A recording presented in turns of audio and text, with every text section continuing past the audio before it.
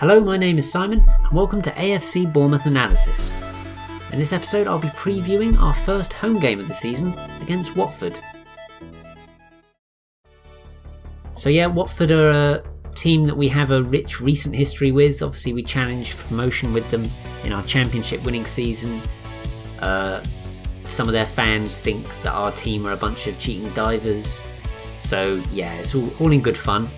So I think there's a fair bit of mutual respect between some of the fans, not all of them though.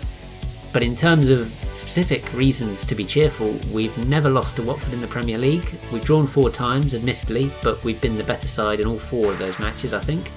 We really should have won at least a couple of them, definitely. I mean, last season, the game at Vicarage Road where we hit the woodwork 3 times, I think. And then the home game the season before that where it was only a Boric clanger that really stopped us winning. But obviously you can't just look at the past because Watford are very much a new side now, but having watched the highlights of them play Liverpool, I think we've got not too much to fear in terms of their defensive capabilities. I think definitely with the fast-paced players we've got, we can cause them a lot of problems. And obviously Marco Silva is their manager, very respected by quite a lot of people despite the fact he still took Hull down and they had a terrible away record. And of course there's no evidence that he's going to be able to turn Watford into a great team that plays away from home. So hopefully his away day problems with Hull will continue over in his tenure with Watford. But I think it's going to be quite a tight game. It always is. Obviously we've drawn 4 times, but I think definitely if we play well, we have a very good chance of winning on Saturday. So you can obviously flip the never lost to Watford into very much we've never beaten them either, although we've been the better side. So you could say they're kind of a bogey side, although obviously we've not lost to them, so probably not fair to say that. But I also, as I said, I watched them play Liverpool, and what did worry me was that they have a lot of talent going forward. Obviously Okaka's the type of player that really causes us problems, big, powerful in the air. So we've got to be careful of him, make sure that we stop the crosses coming in, because any dangerous deliveries, obviously our defence doesn't cope with them very well, as you saw against West Brom. And obviously they've got Gray on the bench, who's always dangerous. He might start, I don't know. And then apparently Deeney might be coming back from injury, and obviously Deeney is a very good player at this level.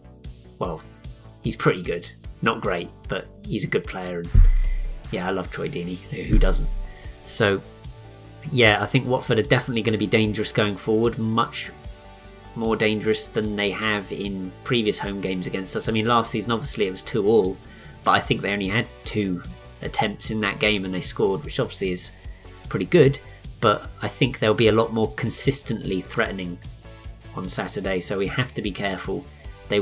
I can't see them not scoring, so we've got to outscore them, which obviously is a problem in itself, as we didn't look like scoring on Saturday. Well, I think it all boils down to me is who plays in our central midfield, because obviously against West Brom, Andrew Sermon got a lot of stick, but Harry Arter didn't create anything either. It was just a lot of sideways passing. You can blame the strikers as much as you want, but if they're not getting service, it's no good.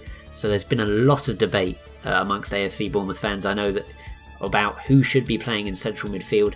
Personally, I don't see why Lewis Cook can't play in the central midfield, especially in home games. In the West Brom game, I maybe understand that Lewis Cook might have been bullied. I mean, really, playing him wouldn't have done any harm in retrospect, because we didn't create anything last weekend. But he's the type of player that can cause problems. He's got 2 assists, I think, in 6 appearances, whereas Sermon's got 2 in 35 or something similar. I'm not sure the exact stats. All I know is Lewis Cook leads the assist count. Obviously, it's not all about assists, but, I mean, Harry Arter hasn't looked himself for a while, so it's going to be really interesting to see who Eddie Howe picks in the central midfield. But let's face facts, he loves his favourites, so Sermon will probably play again with Arter. But personally, I would definitely choose Cook and probably Arter. But if not, I would choose Gosling over Sermon. I think he adds a bit more bite in midfield. And I think Watford are the type of team that they're quite a big bunch of lads, so we could definitely do with a player like Gosling putting in some tackles, whereas Sermon obviously doesn't really do that. So yeah, it's going to be fascinating who we choose in the central midfield. I think the rest of the team pretty much selects itself, especially if Francis is out injured. So yeah, my score prediction, a draw would obviously seem logical, and I think it's a Premier League record if we draw with them. I think it's the first time 2 Premier League sides have drawn 5 games in a row, but hopefully we can break that with a win, and I'm going to say we're going to win 2-1, but I think it will be very tight, and it wouldn't surprise me if it was a score draw like 1-1 or 2-2. Obviously, we really can't afford to lose this game with Man City and Arsenal to follow, so I'm hoping that we can get a result and we can win and take a bit of the pressure off for next week, for the next couple of games. But more importantly, I want to hear what you think. Unfortunately, a couple of people have got in touch this time, and one of them is AFCB Bob on Twitter, who thinks we're going to win 2-1. And when I asked him what we need to do to better our performance against West Brom, he said, a bit more urgency with our passing, need to move the ball quicker. It's hard to argue with that. Boscombe Albion, also on Twitter, got in touch, and he thinks it's going to be 2-1 to Watford. And he says, we're defensively unsure, Howe still seemingly intent on playing his championship winning side. So yeah, obviously the criticism of Sermon coming up there again, not just Sermon, I think Francis was suspect.